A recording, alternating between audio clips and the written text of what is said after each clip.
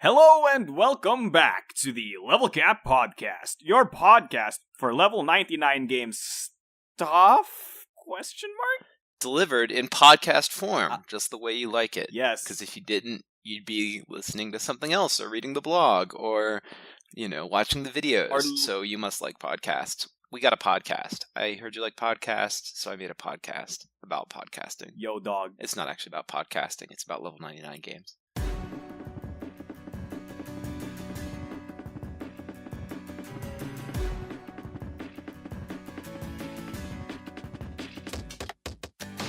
Of course. And that is the best slogan Yeah. we've had. Actually, we should just, print that on a bumper sticker, put it on the back of a car.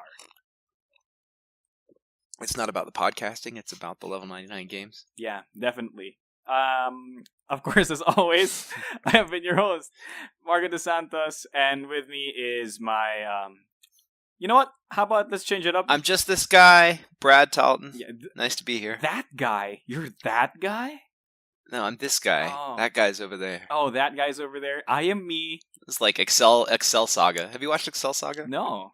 All right, so stop podcasting for a second. Go watch Excel Saga, and then we'll talk about that guy over there. And then we never finished this podcast. Yeah. We never finished. It's good. It's good. Really? It's good. The main villain is just called That Man. Are you? I'm that man. Yeah. Because in the animes, they're always like that man will be disappointed if I fail, and you know what I'm talking about. Yeah. And then they introduce him, and his name is actually just That Man. Is this like super meta? Oh yeah. It's a hilarious comic anime. It's great. Characters that. Oh goodness, he is actually just named That Man. I'm on the wiki article. Yeah, and it's about this evil overlord, Il Palazzo. All the characters are named after hotels, and it's about this overlord called Il Palazzo, and he's trying to take over the world. And he has this one minion, Excel, who's just bad at everything, but she has a lot of heart. And they go on this adventure, and and they explore all the anime tropes, and each episode is like each episode of the anime is a different kind of spoof. So they have like a superhero episode, they have a shonen episode, they have the shoujo episode, they have like a Japanimation episode where they make fun of Americans trying to draw anime. How about it's they have a beach episode, all kinds of course, stuff. right? The what? They have a beach episode, of course. I'm pretty sure there's some kind of beach episode. They have like a Galaxy Express episode where they make fun of like space opera type stuff. I mean, I could just sit here for 30 minutes and tell you about Excel Saga. It's good stuff. It's hilarious. I really like. So this is the kind of milieu you come from: parodies, memes, and meta jokes. Is this how Millennium Blades came to be, Brad? I mean, yeah, there's a lot of that in there. I do love the memes and meta jokes, and yeah. But I mean, a lot of that gets into all of our stuff. I mean, Minato has an attack called Jump the Shark, and we have characters like Wardlaw that are just references to other things. Who is just literally a WWE wrestler because basically, yeah, or like that exist to kind of cast the this more serious world in a less serious light. Yeah. I think it's important to have characters like that kind of break the seriousness of your genre a little bit. Yeah, because if your world takes itself too seriously, you'll turn into gritty 13-year-old fan fictions you read on DeviantArt. Yep, something like that. Yep, something like. Or or you could be Batman, but that doesn't seem so bad. Yeah. Now that I said it out loud. Yeah, exactly. So, Brad, how are you? Aside from being Batman, apparently. I'm not Batman. Maybe I'll make a Batman someday. I don't know. Anyway. So besides that, I'm doing good. We were playtesting last night. We got really good playtests of Seventh Cross, of Bullet, and of a game called 99 Heroes, which is sort of our I don't want to say like Team Fortress / Overwatch / MOBA type game that I started working on, and it's just a little casual arena combat game. Okay, but I'm hoping it's kind of the multiplayer combat game that everyone's been asking me for since we made 4-player BattleCon way back in the day. Yeah, because it's like BattleCon's great, but with 2 players. The moment you have like 3 or 4 people, it's like everything is so intricate. Can we just help? That's just kind of like the progression you have. Yeah. So I had like big revelations on 7th Cross this week, and I split the game in two. I have a castle adventure exploration game, and I have this raid boss battle game, and I had to split those into 2 separate things because I couldn't get everything I wanted into one or the other. Yeah. Or rather, I couldn't get all the things from both into one game. I just don't think it's without it seeming like overly complex. Well, without the gear shift, right? Like the combat was so intricate that it was like if you went exploring, then you would do like an hour of exploring and then you'd have a 30-minute combat and that would be the game. And it would be like playing 2 separate games back to back with different rules. And it just didn't seem to work. So I've decided to make the raid boss battle game its own thing and focus on the adventure game as well as its own thing. Oh, okay. So which one is 7th Cross? Split the project. I think the Castlevania adventure style game is going to be 7th Cross. And the raid boss Shadow of the Colossus battle thing will be something different. Maybe we'll call it like 7th Boss. There's the meme. There you go. Yeah, hashtag 7th Boss if you want to see that. All right. Actually, yeah, tweet at us. Like, if you guys want to know more about specific kinds of content that Brad keeps like mentioning in passing and never really elaborating on, just bug him over Twitter. We'd really love it if you did. Specifically me. Yeah, we want to talk about what you want us to talk about. Exactly. Because we're here for you. And our only thought is to entertain you. And speaking of entertainment, let's talk about our Game Club game for this week. And our Game Club game for this week is Papers, Please. So, Brad, tell us about Papers, Please. Yeah. So Papers, Please is a game that I really enjoyed. I recommended it to Marco to try out for our Game Club this week, and I recommend it to all of you guys at home. In the game, you are a border agent for the it's not clear exactly what kind of government you work for. Yeah. But it's somewhere in Eastern Europe, and it's pretty authoritarian. The whole game has this kind of 1980s Soviet bloc feel to it. Yeah, it does. And yeah, you only have one job in this game. Somebody throws a passport into the slot. You check it to make sure that the information's correct. If your passport checks out, you stamp it as cleared. If their passport does not check out, then you stamp it as rejected. You hand it back to them, and they go on their way. And so it's a very simple formula. It's just a pattern matching game. Yep. But it starts to mix up because every day the government issues new regulations on the passports. And you start to meet people that have like political clout or that have plots to overthrow your government. You meet freedom fighters and terrorists and drug runners and all these different people, and they'll try and bribe you with extra money. Yep. And you need the money because the government doesn't pay you enough to keep your family well fed if they get sick. And so when a drug runner comes up and says like, "Hey, I'll give you $200, just clear my passport," and that $50 is or that $200 is going to keep the heat on all winter for your family, you actually think about it a second time, because if you don't take the money and do it, you get a message the next morning that says like little Charlie has died of of consumption. Yeah. And then you're like, oh my god, I should have just taken the money. I don't care about this government. I hate these people. Yeah. Why am I protecting their ideals? They pay you so little. Yeah, they pay you so little. And it's but then you meet people like the prime minister's mistress or something, and you reject her passport, and one of the guards comes up and says, "Stamp this passport or you're going to be fined." For like $20.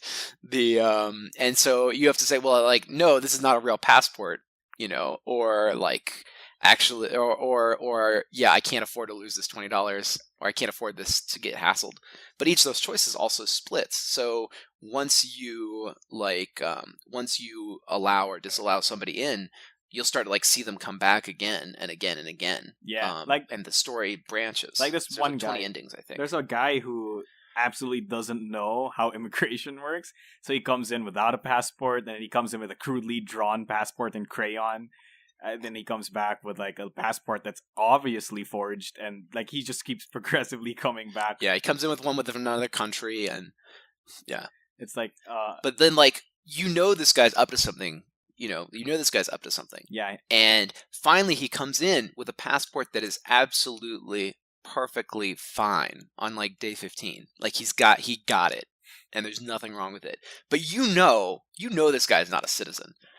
So that's the question: is do you play it by the book, or do you play it by what you actually know? Oftentimes, I think Papers, Please comes down straight to that kind of question, right? Like, do you just follow the regulations set before you, or do you, listen to these plots? Because, like, in a pure gameplay format, none of the plights of the characters actually, quote unquote, matter to you. Like, there's this one part wherein a husband and wife come to the booth, and like the husband says, let me in because my wife and I are immigrating here.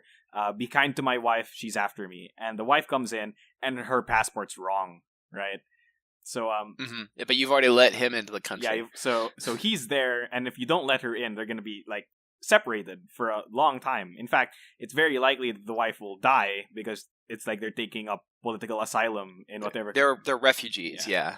So what actually happens here is that you're brought into this moral choice that actually doesn't affect gameplay, because from what I remember correctly, that doesn't bite you in the butt at some point. Like even there's nobody cares. That's the thing about a lot of these choices, is that the only repercussion is that you make $2 for every correct passport you stamp, and you lose $1 for every incorrect one. And so it costs you $1 to let this lady through. But like that's the real cost, is that you split up this couple or not. Yeah. And you have to live with that, because you needed the $2 from stamping the passport correctly. And that's the kind of experience that makes you realize how horrible you can be for like money, right? Like how, like, it's the kind of game that I feel like it's the kind of game that does that thing where it's trying to impart a message to you really well in the way the game is played. Specifically the fact that your expenses for your family keeps piling up, but the government never pays you enough. So you're always in this constant state of like, to not get the game over. By the way, if you don't have enough money to provide for your family, you get a game over. But like if you don't get enough money, you get a game over. So you like make these decisions that might seem monstrous to somebody who doesn't understand that you will not be able to feed. That you have your own struggles. Yeah, exactly. And I feel like it's very heavy-handed in the way it drops those messages on you, but at the same time, it's not preaching. You know what I mean? Because it's like, those. Yeah, like because you decide for yourself, and the game never tells you what's right and wrong. They only tell you what the regulation is. Exactly. And so so it's up to you to decide, whether somebody is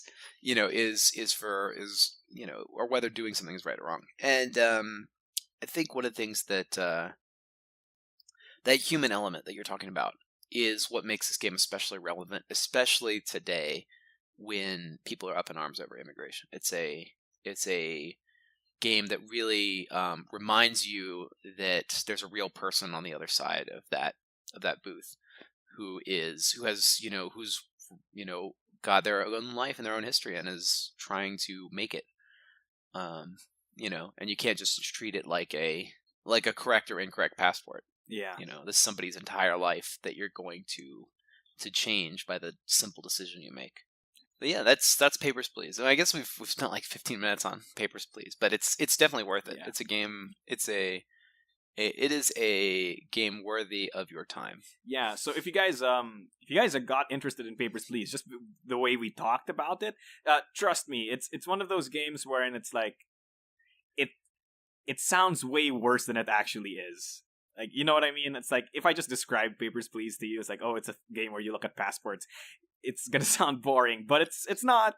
We promise. So if you guys want to get that, I really suggest you do.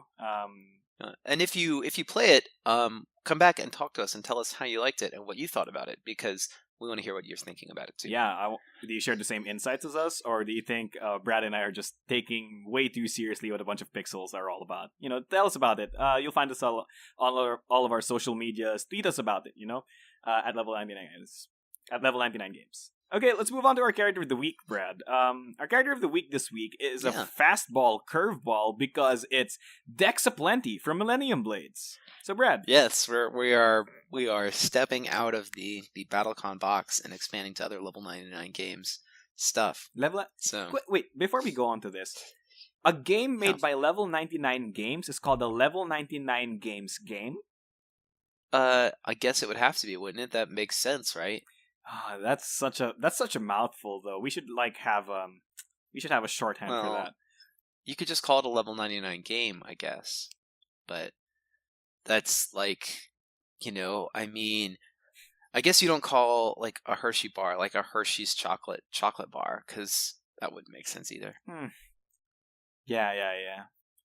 Okay, we'll think about that. Anyway, Millennium Blades. Yes, Millennium Blades. Yeah, Millennium Blades. So tell us about Millennium Blades, and specifically, let's talk about Deques Aplenty. He has a bunch of lore and stuff that I have no idea what it is. So take the floor, Brad. Take the floor. Yeah, well, I mean, the world of Millennium Blades has a bit of lore, and the characters don't have too much of their own background, but they have kind of an archetype. There's definitely a persona that a character like Deques is designed to evoke. And we chose Deques as the main character because I feel like he is probably the most representative of the largest amount of the CCG population. But let me give some background. So Millennium Blades is a board game about a group of friends that play a collectible card game called Millennium Blades. And in this game, the world's most popular trading card game is called Millennium Blades, and it's been around for 1,000 years, and everybody plays it. And everything is decided by Millennium Blades matches.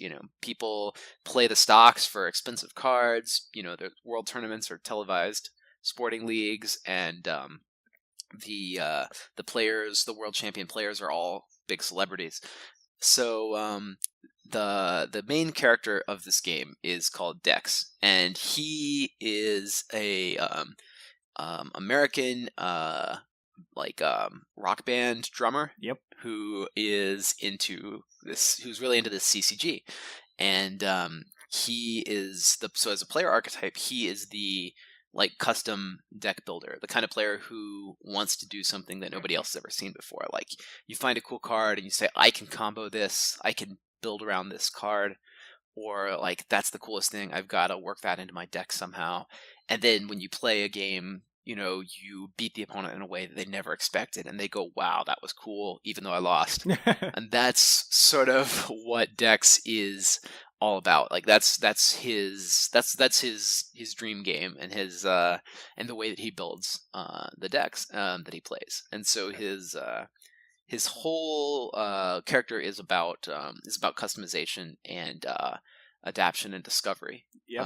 And I felt it was a very level 99 games sort of character, and I feel like it's a very the appeal for CCG players to empathize with this character is definitely there. Yeah, if we're gonna take a little page from Magic, he's like the Johnny. He's the Johnny character, who likes. Yeah, I suppose that'd be a good way to put it. Yeah. Yeah, he's the Johnny character. Mechanically speaking, if all of you listeners would like to bring out your copy of Millennium Blades to confirm, Deques' ability essentially allows him to take extra deck boxes and accessories in, which means that he can basically make cards that don't usually work together because he gets extra bonuses with his deck boxes.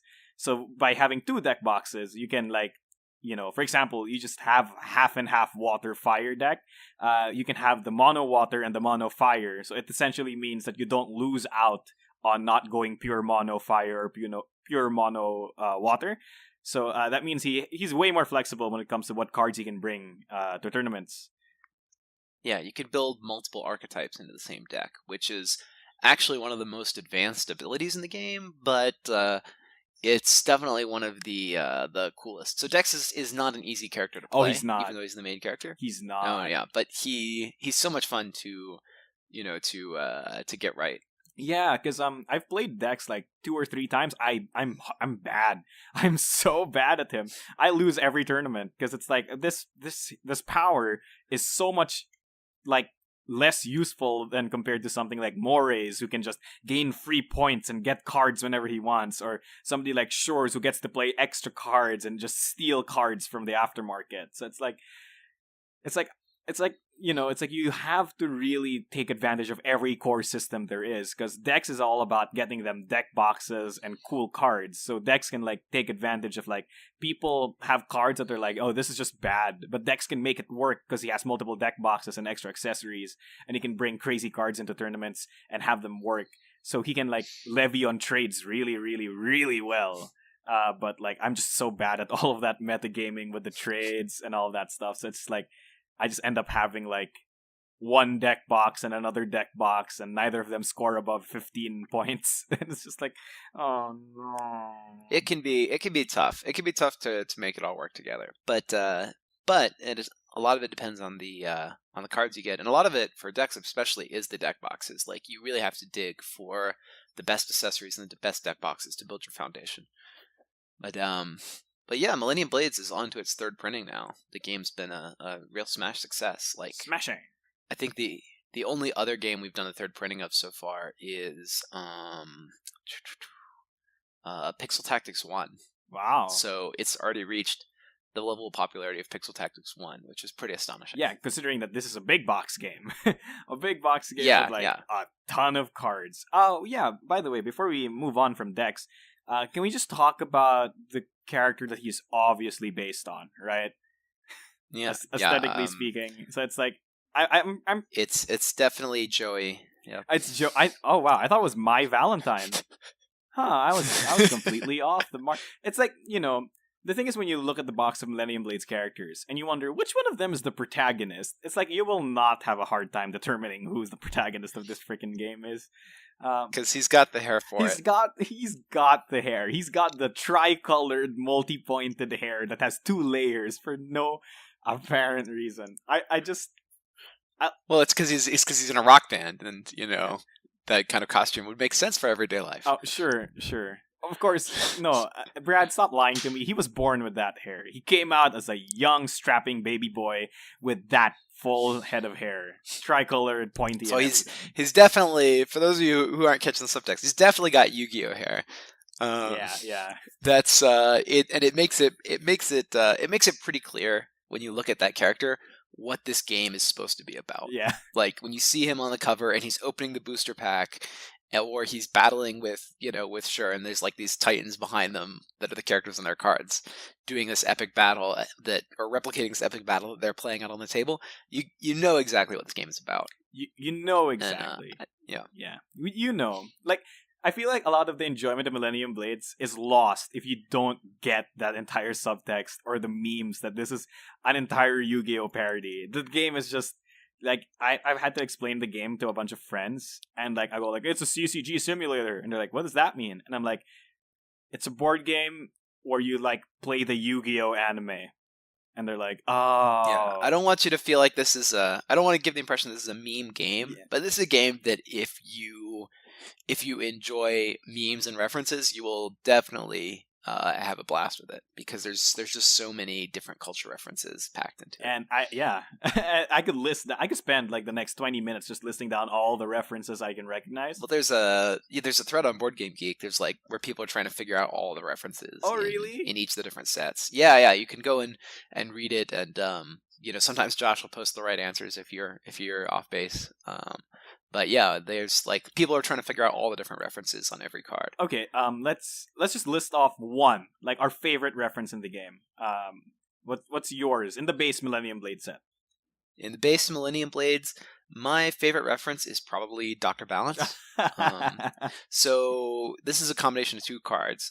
In Magic, there's this broken card called Balance, where it's broken, but it's called Balance, where it like just eliminates everything on the board, pretty much. Yep. Every player loses until they have the same as the player with the least, whether it's land or enchantments or creatures or whatever. So there's also another character in Hearthstone called Dr. Boom, who makes these like bombs, and it turned out this guy was like way above the power curve. So just about every deck in Hearthstone had to play a copy of Dr. Boom for about a year. Yep. And so he was called Dr. Balance because that was the nickname we all gave him, because he was he was balanced because everybody had exactly one copy. Yeah. And so If everyone we finally has got to put that in. Yeah, if everyone has it, then it's balanced, right? Yeah. And you kind of replicated the effect of Dr. Boom, especially if there are two Dr. Booms on the board. Because what happens when you play Dr. Balance is that you flip a card, somebody flips a card, and they flip a card, and you flip a card. It's kind of like the chain reaction. It makes a giant chain reaction where everything dies whenever he hits the table. Oh my goodness. I love and hate that card at the same time. But yeah. If I had to list down my favorite reference, it would definitely be, because it's a tie, but since I've already mentioned Exaltius a few times before, my favorite reference is actually Chase the Price Sculptor. Yeah, the Magic the Gathering, the Jace the Mind Sculptor. Yeah, because it's takeoff. Yeah, because it's like because he basically goes like, pick a card and you gain it for like ×4 its value or something like that. Yeah, based on whatever its cost is, you get 4 times that price or in victory points. Yeah, it's hilarious because it's like Jace the Mind Sculptor is actually like one of the more expensive Magic the Gathering cards out there. Well, it was the most expensive card in Modern for like the longest time. Exactly. And it warped the entire game how expensive and rare this card was, and how everybody had to have 4 copies of it. Yeah, so exactly, and that was I just love the joke because it's like, you get ×4 the price of what the card's actually worth, or something like that, and I'm like, oh yeah, Chase the Price Sculptor. Yeah. So I mean, if you think these references are good, there's like 400 of them in the game. Yep. And each one of these cards has like that kind of the different ways that you can play it out and use its strategies, and different ways you can integrate it into your deck. So there's a lot of really cool stuff going on in Millennium Blades. All right, and that pretty much does it for our character of the week, Deques Aplenty, and featuring Millennium Blades, a short expansion. But if you guys want to talk, I had to give an update. Because the Game of the Millennium Edition promo pack came out, and it's doing really well. People are enjoying it. We're looking for ways to get it over to Europe and Canada, but or whether I say came out, we started taking pre-orders, and it was popular, and so we're going to offer it in the in the greater world now. Yes. So this is the alternate box cover and alternate character costumes that you can get in our store. Just look for Game of the Millennium Edition. Yep. And it's awesome. Again, it's Millennium Blades. You make fun of stuff, and it's hilarious. My favorite art is Card Sharks, because it's the obvious fan service. We needed the fan service character, so thank you for giving me that shark fan service. Yeah, that shark fan service. That bikini. Yeah, but that does it for our character of the week. If you guys want us to talk about a specific character from any of our level 99 games, tweet at us, send us something on like Board Game Geek or Reddit or whatever. Find our social medias and we'll get to you on that. Now let's move on to some 99 questions, which aren't really 99 questions just yet, but with this being episode 13, we're getting pretty close.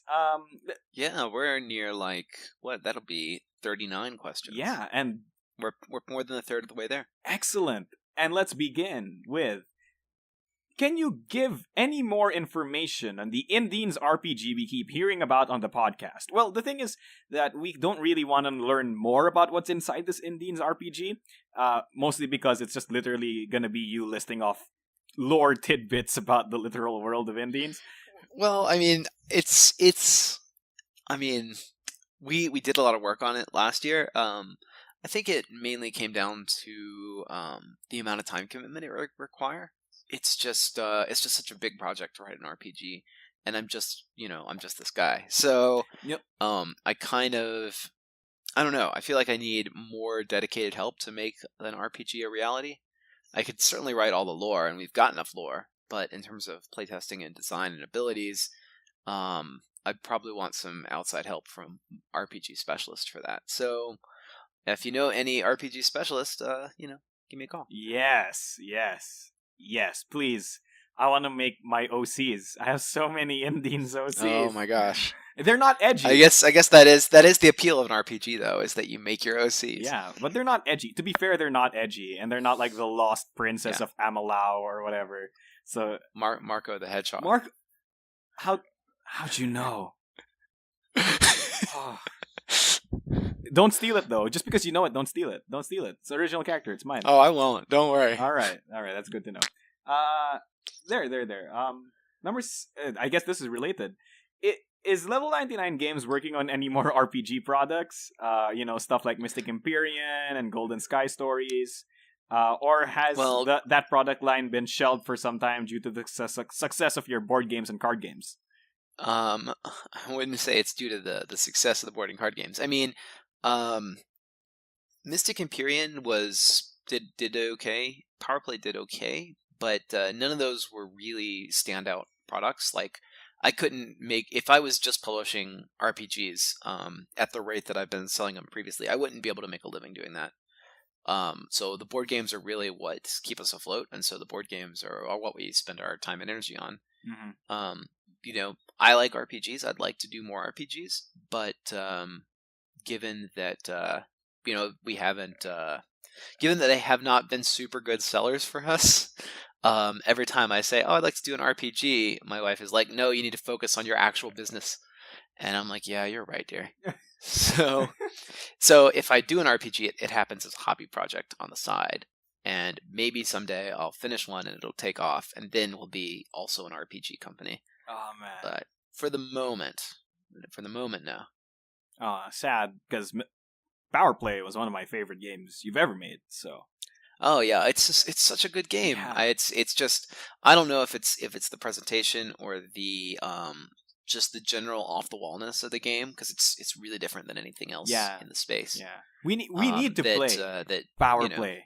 But yeah, you should play Power Play because you can get it super cheap. So why not? Yeah, we should play Power Play on a podcast or something and like put it up on YouTube, and people will see how awesome it would be. Is. I mean, there are a few, you can watch a few of them, but they're like 4 hours long because it's a long storytelling game. Oh well, I guess my group's been playing it wrong because we last an hour. Do you guys last an hour? Well, if you don't spend a lot of time deliberating things and you just do your plans and people are like, yeah, okay, that works, and don't argue with you, then yeah, I could see it taking an hour. We tend to escalate things really fast. It's like, we barely, well, not barely. It's just that our plans don't really like turn into these intricate machinations. It mostly just ends up being like, oh, I'm Firestarter, I blow up the bus. I'm like, okay, it's hilarious. I guess, like you said, an RPG game, or literally every game, is only as good as the people you play it with. So the experience can be very different. Mm-hmm. And last question.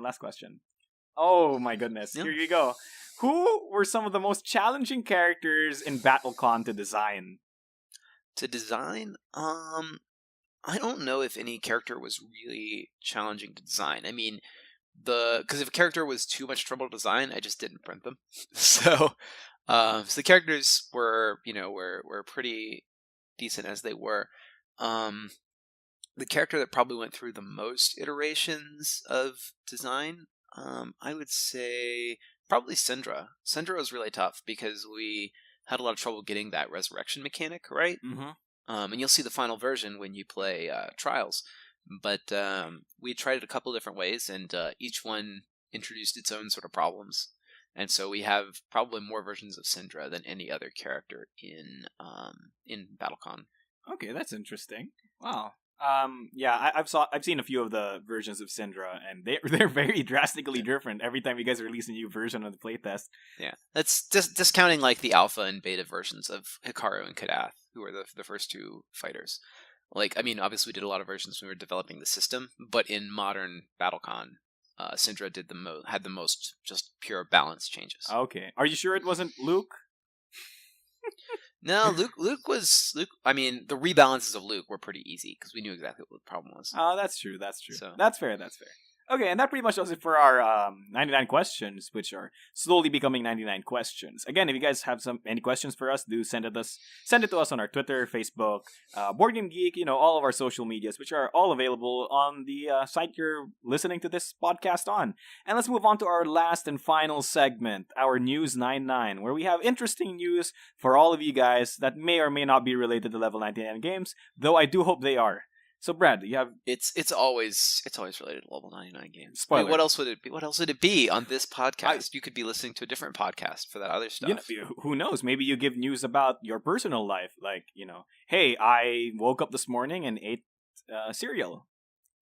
Yeah, that would hold an audience. That's fair. Okay, so you have any Level 99 games news for us, Brad? So I woke up this morning and I made a coffee, and then I came downstairs to my computer and I remembered that Exceed is still on Kickstarter right now, Season 2. Excellent. You can get in and get involved with the upcoming game. We really need everyone's help to make Exceed a big success. I've been working on this game for like 2.5 years, and it's like one of the best games I've ever made. I really want you guys to play it, so please play it. Play it. Yes, I think what will get a lot of people into playing the games is, like, let's release some more of the characters, some more background, because I swear, like, if like a few of my friends read the concept that one of our characters could summon demon cars as their superpower, I think that would get at least like 3 of my friends in to play. Yeah. Well, I will try and post some more character lore updates. And you can read them both on the Kickstarter page and on our blog. So sign in and check out some of the lore, because we've done a lot of work on making this lore and characters and artwork really, really cool. This has probably got the I'd say the second largest art budget of any game we've done. Millennium Blades being the first, but that game has 700 cards. So, but this game has one of the coolest aesthetics and graphic designs of anything we've done before. Yeah. So I hope you guys will check it out. It's quite cool. Yeah, I highly recommend it too. And I'm not even that good at Exceed. Like, I like it, I'm just not good at it. That's great. Any other news? No, just I should have some more playtest material up pretty soon, especially if our tests for 99 Heroes and for 7th Cross go well, and for 7th Boss go well. So look out for those. Look out for those, all of you playtesters out there. And remember, if you guys aren't a playtester, it's quite easy, Oh, one more thing. I forgot one thing. Organized Play is back, and you can now get onto Organized Play. Go to www.battleconnection.com and sign up for Organized Play. You can register, you can host events, you can play those events, record results. The new site is up and working, and and then rewards will go out at the end of the summer. So, get out there and play some games. And get some cool prizes to boot. And that pretty much does it for this Level 99 Games podcast, or should we just call it the Level Cap podcast? You know what? Level Cap podcast, episode 13. Yep, episode 13. And we thank you very, very much for listening to this. We hope you enjoyed and, got to hear some interesting stuff about games that you guys like. Without further ado, it has been me, your host, Marco DeSantos, also known as the Mechanic Critic, and with me is my co-host, Brad Telton, and thank you guys so much for taking the time to listen to us jibber jabber about the news and the games, and I hope you had a good time, and I hope you'll join us next week. Same Level 99 time, same Level 99 place. Bye.